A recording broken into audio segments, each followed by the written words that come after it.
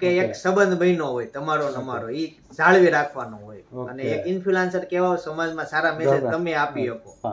મિત્રો તમે જોઈ શકો છો ચિંતનભાઈની, આ તો જસ્ટ હું ખાલી મળવા આવ્યો હતો કે મારે અમુક વસ્તુનું જે છે એડિટિંગ મને આવડે છે કે નથી આવડતું, પણ એમનો પ્રેમ જોઈને તમને હું તો અનનોન છું એના માટે મને ઓળખતા નથી. તમે મને ઓળખો છો, એક બે વાર આપણે કોઈ દિવસ મળ્યા નથી.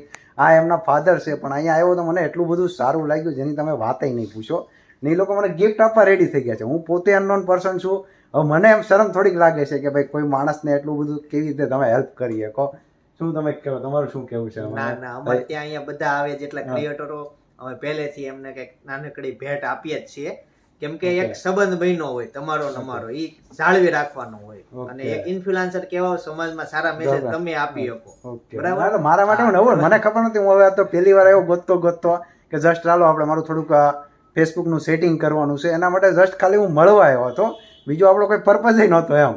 પણ હવે જોયું આપણે, એટલે બધા એવા ના હોય. મેં ઘણા લોકો જોડે એપ્રોચ બી કરેલા છે.